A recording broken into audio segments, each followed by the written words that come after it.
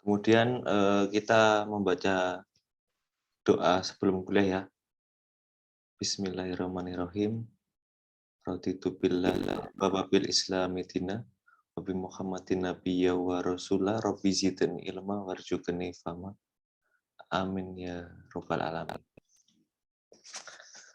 Oke, baik, saya akan share screen ya.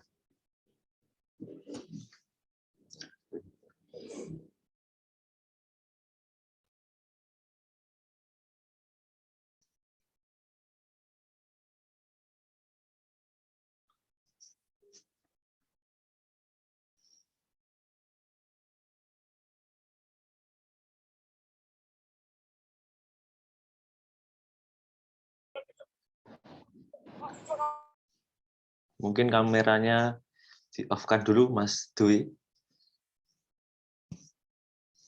Kameranya mesti di-off-kan dulu. Dan yang lainnya, speakernya juga off dulu ya, sementara.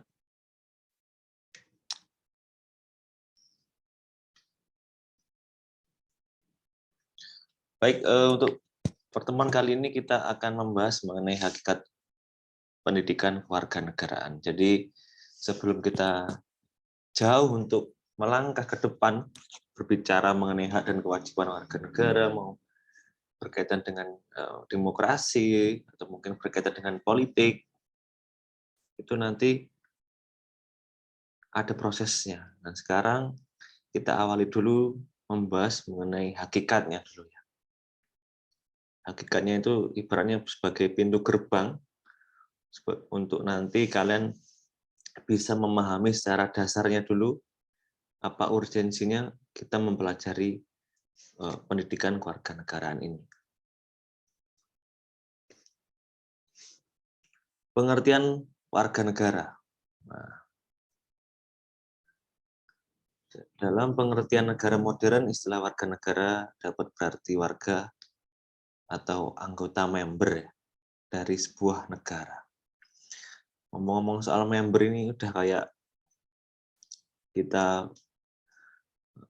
berlangganan apa gitu ya. Berlangganan apa namanya? Kosmetik itu loh. Nah, itu ada kartu membernya itu. Atau berlangganan minimarket juga ada membernya. Ada membernya, Pak. Ada. Sekarang membernya sudah tidak dalam bentuk kartu, tetapi sudah diinstal di aplikasi. Konon katanya kalau punya member itu akan dapat potongan ya. Dapat potongan. Sementara warga negara adalah anggota dari sekelompok manusia yang hidup atau tinggal di wilayah hukum tertentu yang memiliki hak dan kewajiban. Jadi warga negara adalah anggota dari sebuah negara. Jadi negara itu menjadi sah keberadaannya jika mempunyai warga negara. Karena syarat sah sebuah negara kan ada warga negara, ada wilayah, terus juga ada pemerintahan yang sah. Dan berikutnya adalah diakui oleh negara lain. Itu adalah syarat sah negara. Dan salah satu aspek penting di dalam adanya sebuah negara adalah warga negara. Nah, makanya ketika warga negara ini tinggal di suatu negara, maka ada yang melekat di dalam diri mereka pribadi di masing-masing warga negara itu adalah hak dan kewajiban. Jadi seperti Indonesia, setiap warga negara, setiap pribadi kita itu mempunyai hak dan kewajiban. Hak dan kewajiban. Dan itu sudah termaktub atau tertuliskan di dalam konstitusi atau undang-undang dasar negara kita. Itu Indonesia. Di negara ini juga sama. Misalnya anggota warga negara Malaysia, ya mereka ada konstitusinya yang memuat tentang hak dan kewajibannya. Warga negara di negara Amerika juga sama. Negara di Jepang juga sama. semuanya ada, melekat atau embedded hak dan kewajiban dari masing-masing negara, masing-masing pribadi atau masing-masing warga negara itu. Indonesia menganut misalkan warganegaraan tunggal, sementara negara lain ada yang menganut kewarganegaraan ganda. Itu nanti kita bahas di bab berikutnya, itu lebih jauh lagi ya.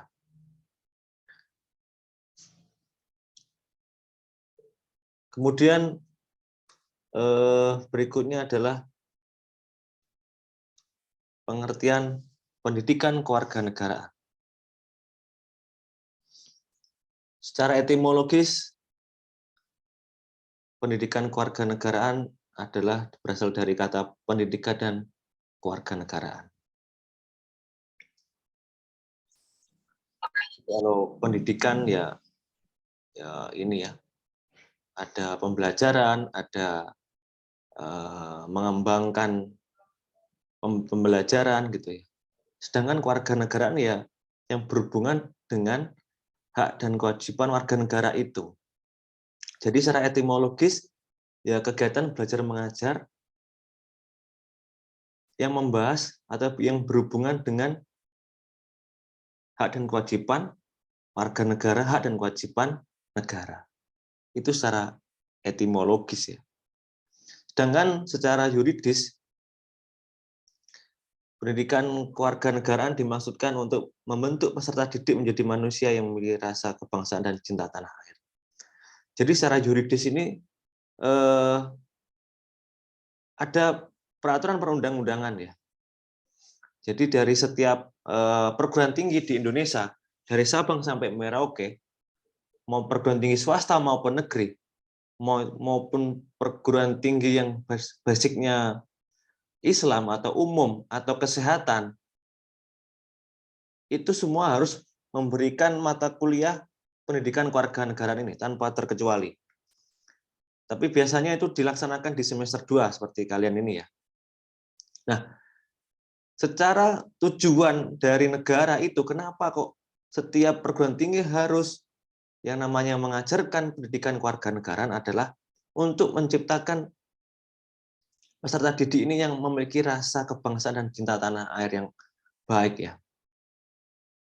Karena apalagi di kondisi seperti sekarang ini, sekarang di era metaverse itu ya, era serba teknologi, artificial intelligence dan sebagainya, kita juga sering, apalagi kalian sekarang kuliahnya online, sering bergumul dengan internet ya. Hampir setiap saat kita membawa gadget kita masing-masing, mau di kamar, mau rebahan, mau sampai dolanan keluar, atau sampai nongkrong di kafe itu ya, atau healing-healing di luar, pasti bawa HP. Nah, dari HP ini ternyata satu sisi menyimpan sebuah potensi untuk mencerdaskan kehidupan bangsa karena kalian belajar atau mengikuti kuliah dari HP ya atau dari laptop ya. Tetapi di sisi lain juga mengandung potensi-potensi bahaya infiltrasi atau masuknya pemahaman ekstrim dari luar. Saya contohkan beberapa kasus, misalnya ada beberapa kasus Densus 88 yang menangkap pengantin dalam tanda kutip ya. Mereka ternyata usianya masih muda, ya masih 18 tahun, masih 20 tahun, sangat muda sekali. Ternyata mereka terpapar paham ekstrim dari internet. Mereka bisa membuat panci yang bisa diledakkan dari internet. Mereka bisa berperilaku radikal dari internet. Itu fakta. Nah, jadi bagaimana orang-orang itu bisa terinfiltrasi atau dimasuki oleh pemahaman semacam itu karena di satu sisi karena pemahaman agamanya yang mungkin masih belum belum mantap, ditambah lagi rasa kebangsaan dan cinta tanah airnya masih belum cukup baik juga. Nah, makanya tugas dari pendidikan kewarganegaraan ini adalah membentengi kalian atau mempunyai saringan ya, ketika kalian berselancar misalnya di dunia internet ataupun di kehidupan sehari-hari dalam bentuk nyata seperti ini. Jadi ketika misalkan lagi browsing gitu ya, menemukan ajaran ekstrim, yalah opo ya, saya lebih cinta tanah air gitu ya. Jadi ini dicuekin saja kan gitu. Kalau sudah mengikuti mata kuliah ini secara menyeluruh ya, insya Allah seperti itu gitu ya. Jadi harapannya dari negara, kenapa kok harus diajarkan ke semua perguruan tinggi? Ya harapannya agar setiap mahasiswa itu nanti memiliki rasa kebangsaan dan cinta tanah air yang tinggi seperti itu. Kemudian secara terminologis, pendidikan kewarganegaraan adalah program pendidikan yang berintikan demokrasi politik diperluas dengan sumber-sumber pengetahuan lainnya. Nah, dia berdasarkan Pancasila dan Undang-Undang Dasar 1945. Oke, baik. Jadi kenapa kok kewarganegaraan ini dikaitkan dengan demokrasi politik gitu ya? Kita tahu bahwa demokrasi adalah bentuk kebebasan dalam bidang politik. Kalau kebebasan dalam bidang ekonomi adalah kapitalisme. Nah, ketika sistem sebuah negara itu demokrasi, maka di sana, di negara tersebut sangat dijunjung tinggi bagaimana penegakan hak asasi manusia, bagaimana penegakan hak dan kewajiban warga negara, dan penegakan hak dan kewajiban negara. Itu sangat diperhatikan. Kebebasan-kebebasan individu itu sangat diperhatikan di negara demokrasi.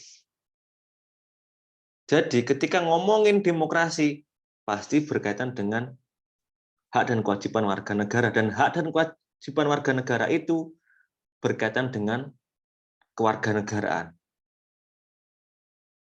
Berbeda misalnya kita berbicara negara yang otoriter misalnya. Negara tirani. Di negara otoriter itu misalnya, rakyatnya dikungkung, hak asasi manusia sangat ditekan. Mereka tidak boleh yang namanya ngikutin kuliah seperti ini. Tidak boleh mengikuti diskusi-diskusi publik. Tidak boleh berunjuk rasa. Tidak boleh membuat status yang memojokkan pemerintah. Hak dan kewajiban warga negara juga banyak yang tidak diamini oleh negara. Negara yang tidak banyak mengakomodasi hak-hak warga negara. Hak warga negara banyak yang ditindas misalnya. Itu di beberapa negara di dunia saat ini terjadi seperti itu. Jadi di negara seperti itu, negara otoriter, apakah pantas jika dikaitkan dengan citizen atau civic education? Tidak relevan. Karena kewarganegaraan atau civic education lebih banyak berkaitan mengenai harmoni hak dan kewajiban warga negara dan hak dan kewajiban negara. Dan itu tidak terjadi di negara otoriter. Itu bisa terjadi di negara demokrasi. Makanya dari beberapa referensi menyebutkan bahwa pendidikan kewarganegaraan sama dengan pendidikan demokrasi. Memang cakupan pendidikan kewarganegaraan ini lebih luas ya. Sementara di dalam pendidikan kewarganegaraan ini di dalamnya ada pendidikan demokrasi, ada pendidikan Pancasila, ada pendidikan politik, ada pendidikan hak dan kewajiban misalnya. Memang isinya seperti itu. Lebih luas kewarganegaraan. Sama seperti kayak IPA ya. IPA di dalamnya ada kimia, fisika, biologi misalnya.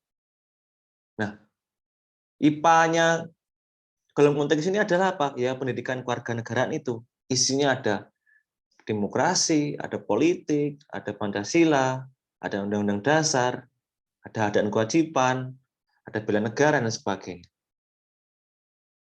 Jadi pendidikan kewarganegaraan ini sangat luas. dan pastinya akan membawa pengaruh-pengaruh positif yang nanti akan bisa ditularkan kepada mahasiswa untuk mengikuti mata kuliah ini. Dalam mengikuti mata kuliah ini, seperti itu. Gitu ya.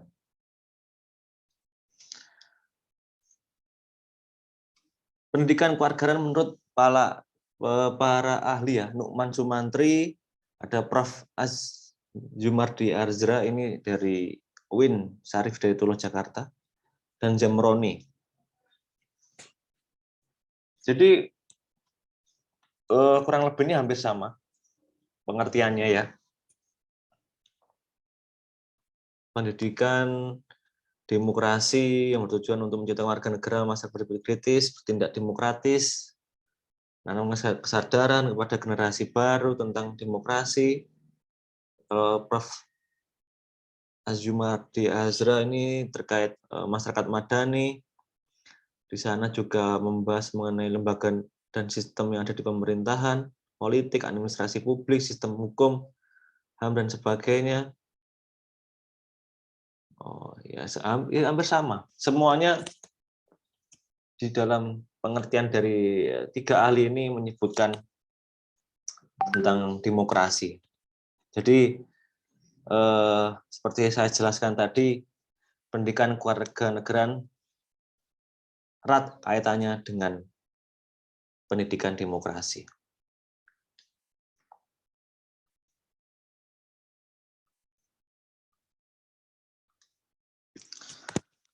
Mengapa harus ada pendidikan kewarganegaraan?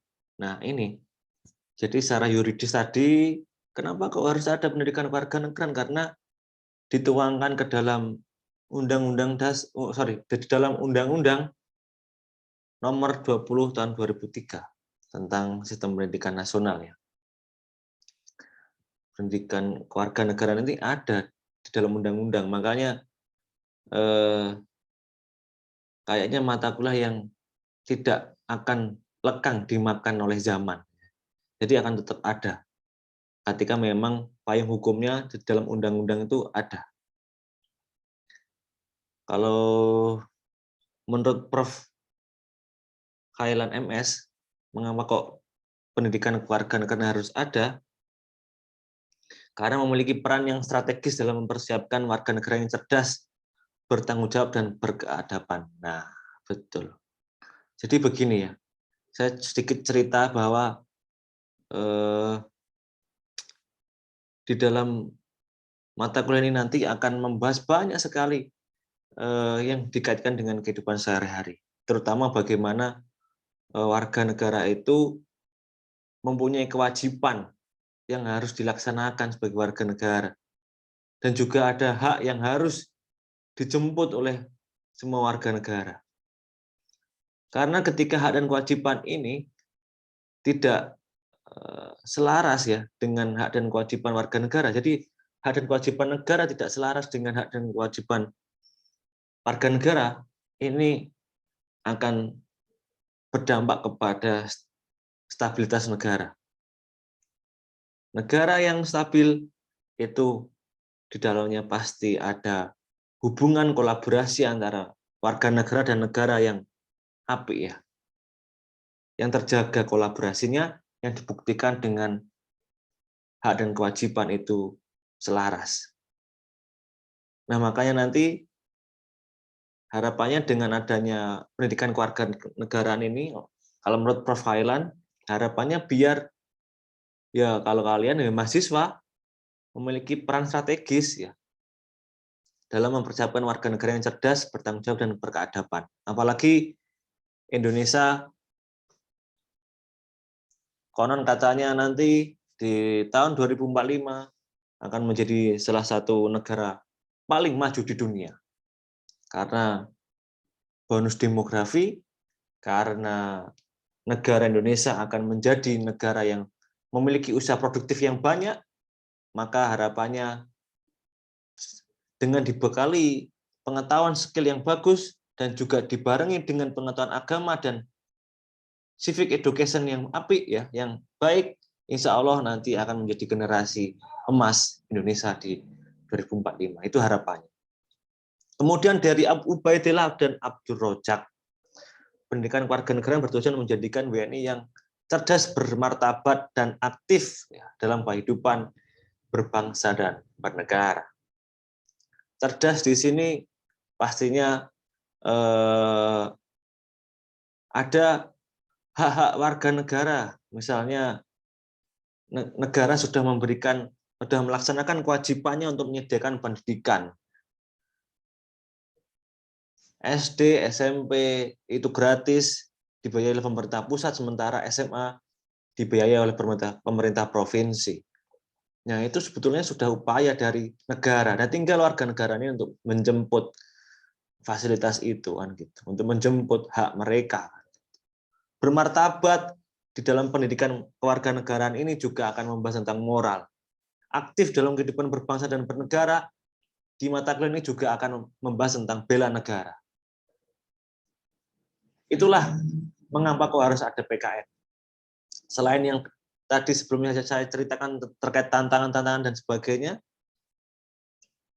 ini juga ada amanah dari undang-undang, ada juga menurut dari profesor, dan juga dari teman-teman atau kawan-kawan dari peneliti yang lain juga mengatakan hal serupa, bahwa memiliki peran yang sangat penting dan strategis terkait bagaimana mempertanggungjawabkan masyarakat yang berkeadaban, seperti itu. Itu ya. Selanjutnya, sumber historis, sosiologis, dan politis.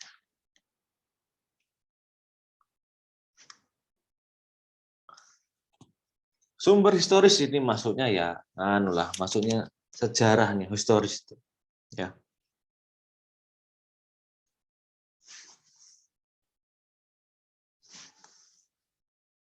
Bahwa perjuangan untuk menjaga eksistensi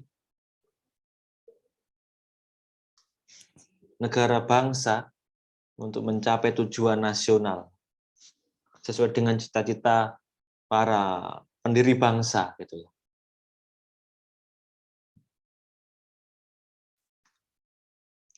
Ya, jadi begini. Jadi para pendiri bangsa atau founders ini ya sudah bersusah payah di dalam upaya kemerdekaan Indonesia. Tetapi bagaimana untuk menjaga eksistensi kemerdekaan ini ketika para generasi penerus tidak dibekali oleh sifatnya yang menjaga biar kemerdekaan ini tetap utuh dan stabil. Makanya perlu ada suatu alat, suatu instrumen, atau suatu pola pendidikan yang konsisten, yang itu bisa membuat generasi penerus ini tidak lemah. Ketika ada goncangan-goncangan atau paham-paham dari luar yang mencoba untuk mengusik kemerdekaan Indonesia atau mencoba mengusik persatuan dan kesatuan Indonesia. Maka dari itu, proses pendidikan dan pembelajaran bagi warga negara ini, melalui pendidikan warga negara ini, harapannya mampu di dalam memelihara semangat perjuangan kemerdekaan. Mampu di dalam memelihara rasa kebangsaan dan cinta tanah air. Para founders ini, para pendiri bangsa, sudah bersusah payah, dan kita tinggal melanjutkannya. Mungkin tidak harus kita berperang secara fisik gitu. Tidak harus kita harus mengokang senjata, tidak harus mengambil bambu yang diruncingi, tidak harus membawa nyopir tank gitu, atau nyopir atau membawa brand, membawa senjata maksudnya. Tidak harus seperti itu. Kita bisa memakai caranya sendiri-sendiri di dalam memelihara kebangsaan ini. Dengan cara apa? Ya misalnya kalian bisa memakai ini. Bisa memakai HP kalian masing-masing. Kalian bisa misalnya promosikan produk dalam negeri misalnya. Kalian bisa membuat meme-meme cinta tanah air. kalian bisa membuat meme-meme untuk promosi vaksin misalnya. Itu semua bagian dari memelihara cinta kebangsaan kita itu. Bagaimana ketika kita menyebarkan berita kebaikan tentang vaksin, kewajiban vaksin, itu maka banyak orang-orang semakin kebal terhadap pandemi ini, maka ketahanan nasional pun juga semakin terjaga.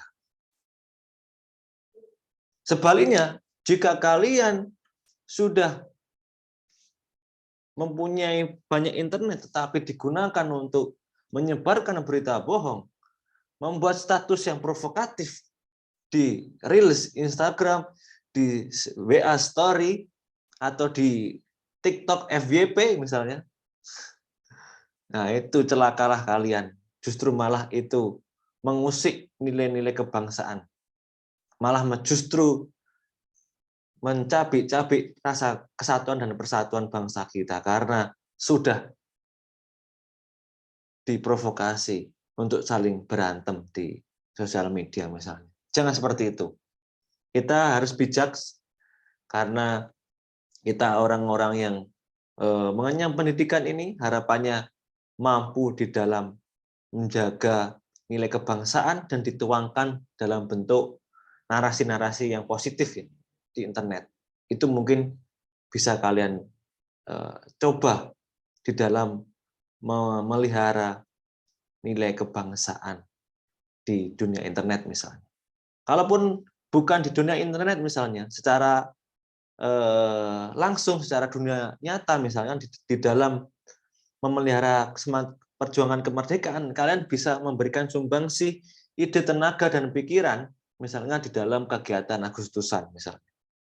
Kalian bersama teman-teman satu dusun, satu lingkungan, satu desa membuat kegiatan lomba-lomba. Itu termasuk semangat perjuangan kemerdekaan dan itu selaras dengan para cita-cita para pendiri bangsa kita. Itulah pentingnya sebetulnya pendidikan kewarganegaraan itu dari sumber historis. Kemudian dari sosiologis. Pada awal kemerdekaan dilakukan pada tataran sosial kultural dan dilakukan oleh para pemimpin negara bangsa. Pidato-pidato dan ceramah-ceramah yang dilakukan oleh para pejuang serta kiai-kiai di pondok pesantren yang mengajak umat berjuang mempertahankan tanah air merupakan pendidikan kewarganegaraan dalam dimensi sosial kultural. Inilah sumber PKN dari aspek sosiologis. Aspek sosiologis itu lebih dikaitkan kepada bagaimana para tokoh-tokoh ini ya berpengaruh terhadap cara pandang kehidupan masyarakat secara sosial. Bagaimana para tokoh-tokoh ini menggiring masyarakat untuk bisa tetap memperjuangkan kemerdekaan. Bagaimana para tokoh-tokoh ini membuat masyarakat ini tetap berapi-api di dalam mempertahankan kemerdekaan Indonesia. Kita tahu bahwa misalnya kita melihat ada film Sang Kiai, ya, bagaimana tokoh kiai tersebut memberikan semangat yang luar biasa kepada para santrinya untuk melawan Belanda misalnya. Karena Belanda ketika Indonesia merdeka, Belanda mau masuk lagi gitu ya. Dan kemudian kiai ini memberikan semangat, memberi juga turun langsung untuk atau agar Belanda ini bisa dipukul mundur lagi. Nah, itu termasuk sumber sosiologis pendidikan kewarganegaraan. Jadi luar biasa pada waktu itu. Bagaimana tokoh secara sosiologis yaitu kiai misalnya di dalam konteks mempertahankan kemerdekaan Indonesia itu sangat luar biasa jasanya, bagaimana memupuk atau bahkan terjun langsung di dalam berupaya mempertahankan kemerdekaan melawan Belanda, agresi militer itu. Dan itu harapannya bisa direplikasi atau bisa ditiru oleh generasi sekarang ini Misalnya kalian menjadi salah satu orang yang berpengaruh di desa kalian misalnya. Ya, kalian berikanlah sumbangsih pemikiran yang sifatnya cinta tanah air dan kebangsaan. Misalnya. Kalian ikut-ikut organisasi kemasyarakatan yang positif dan berbasis kepada nilai-nilai Pancasila dan Undang-Undang Dasar, itu sudah sangat luar biasa.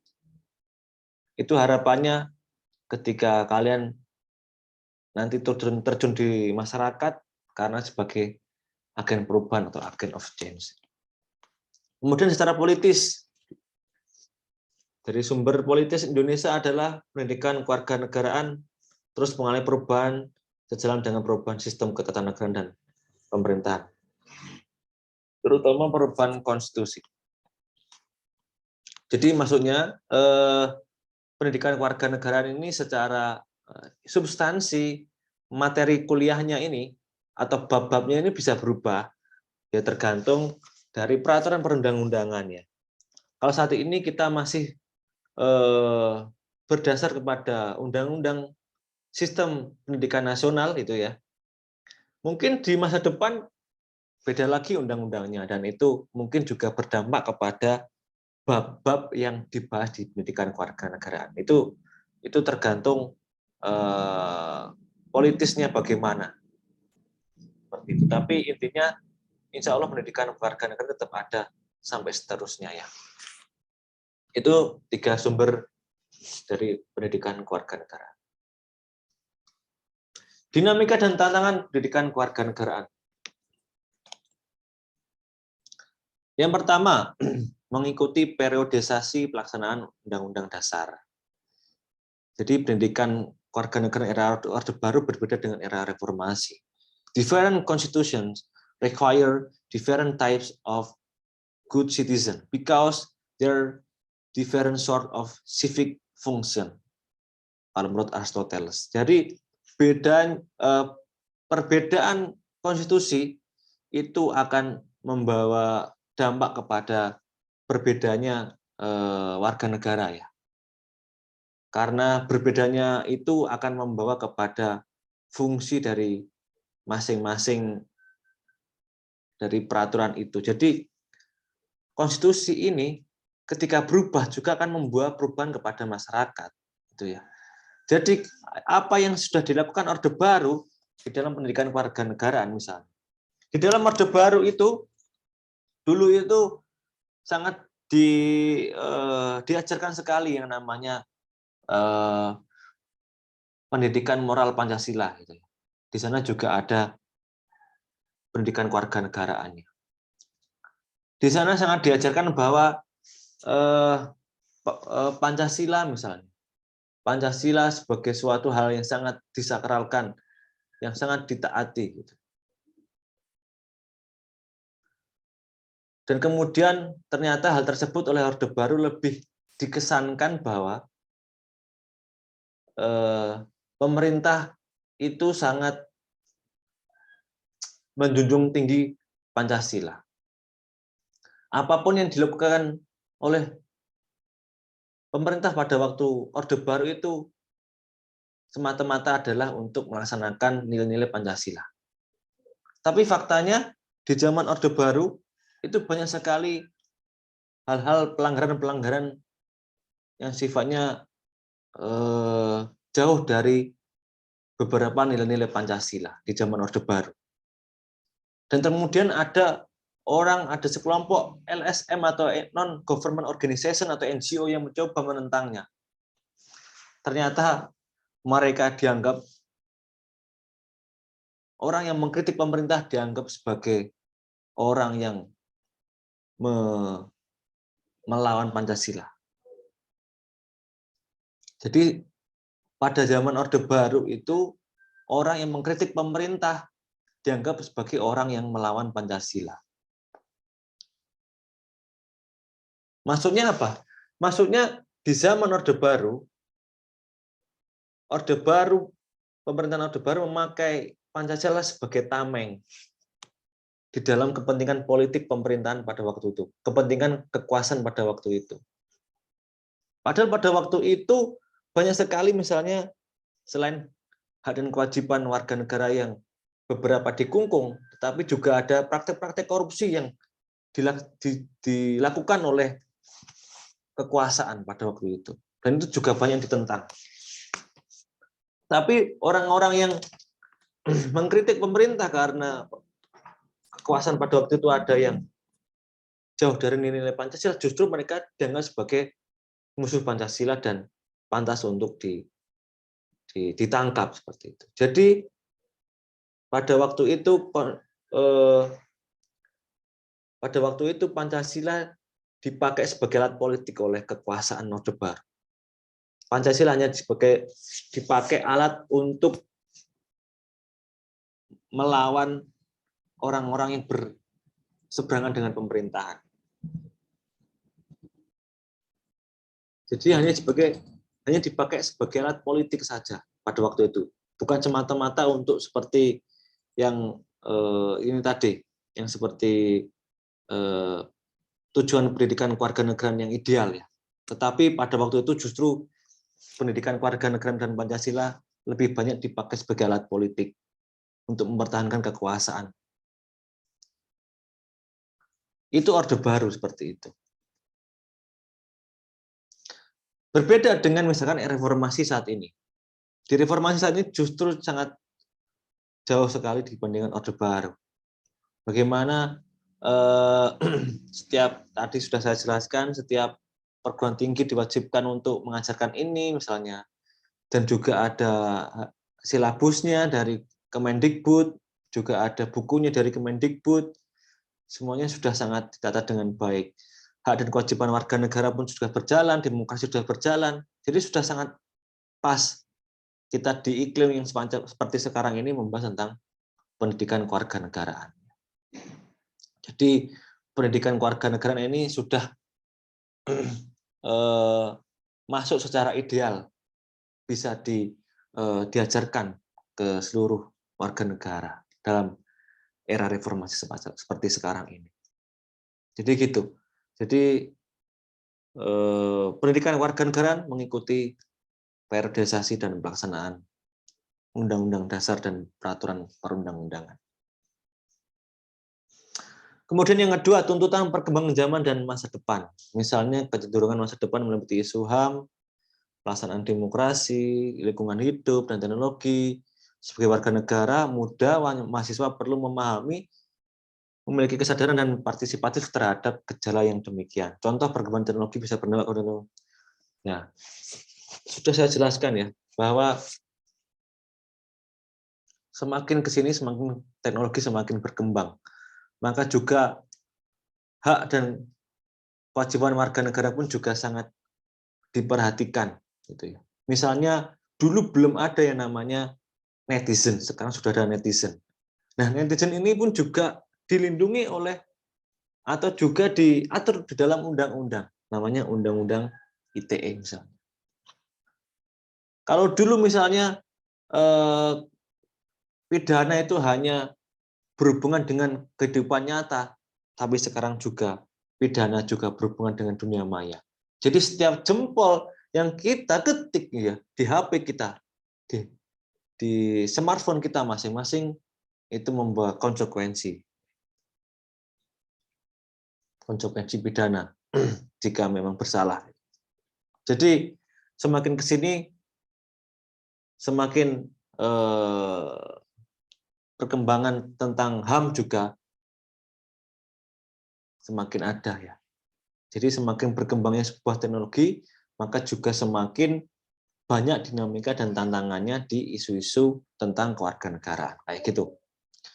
Nah, harapannya kurikulum pendidikan kewarganegaraan termasuk materi, metode, dan sistem evaluasinya harus selalu disesuaikan dengan perkembangan konstitusi atau peraturan dan teknologi dan iptek. Nah, ini adalah tugas dari pemerintah dan DPR RI ya. Ketika misalkan di masa depan ada revisi Undang-Undang Sistem Pendidikan Nasional, terutama di pasal tentang pendidikan kewarganegaraan, itu juga harus dikaitkan dengan perkembangan konstitusi dan teknologi.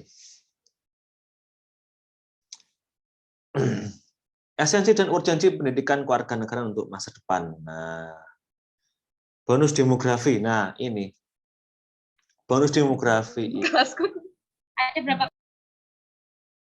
Bonus demografi ya, bonus demografi ini seperti saya jelaskan sebelumnya juga adalah di tahun 2045 ini Indonesia akan memiliki usia produktif yang banyak.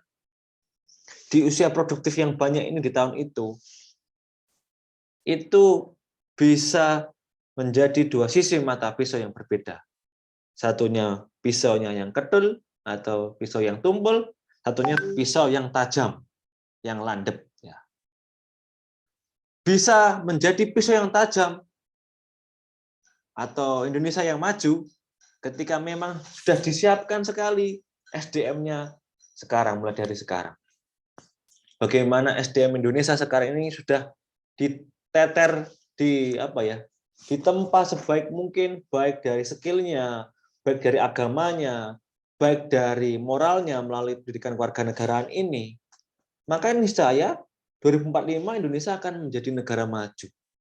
Karena bonus demografi yang pada waktu itu banyak orangnya dari sekarang sudah ditempa sedemikian rupa ya. Sebaliknya, ketika Indonesia saat ini orang-orangnya tidak ditempa dengan baik, misalnya skillnya ya biasa-biasa saja, yang nggak ikut ke sekolah, yang nggak berpendidikan, ya rea-reo, ya dolan aja, rebahan itu ya. Ya cuma healing-healing saja gitu ya, tidak melakukan pendidikan, tidak mengupgrade skillnya misalnya, terus juga tidak mengembangkan nilai agamanya, tidak mengikuti pendidikan kewarganegaraan juga, makanya itu ya tahun 2045 ya Indonesia bisa sebaliknya kayak gitu. Itu yang tidak kita mau ya. Karena 2045 ini nanti akan pasti diisi oleh orang-orang kalian.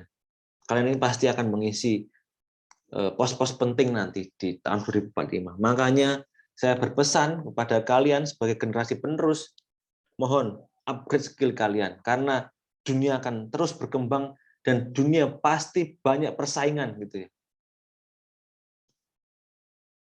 Kalau misalkan kalian dibatasi oleh alat-alat yang terbatas, kalian bisa memanfaatkan kampus. Di sana ada laboratorium, baik laboratorium komputer, buku, dan laboratorium yang lainnya kalian bisa gunakan. Kalaupun kalian, Pak, saya pengen studi di luar, ajukan saja. Nanti kita fasilitasi untuk kalian kemana.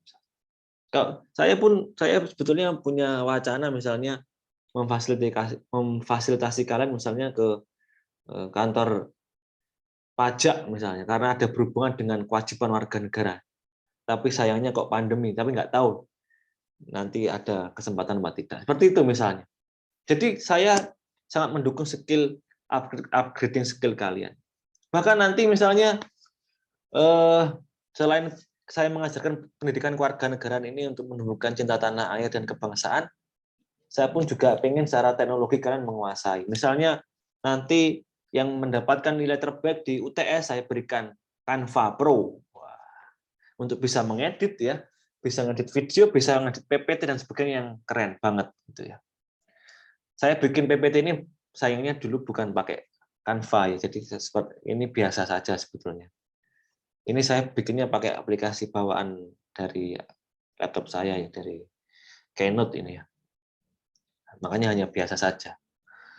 Nah, jadi harapannya karena dunia semakin berkembang dan semakin maju dan banyak pasti persaingan, mohon upgrading skill kalian, ditingkatkan skill kalian, belajar dan belajar terus, dan juga jangan lupa agamanya, EQ-nya, dan juga dari moral melalui pendidikan kewarganegaraan ini.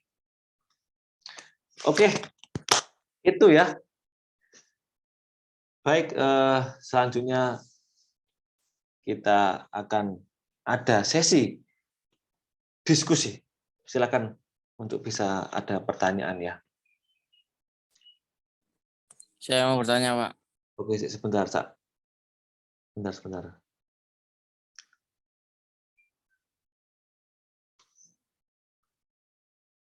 Stop recording.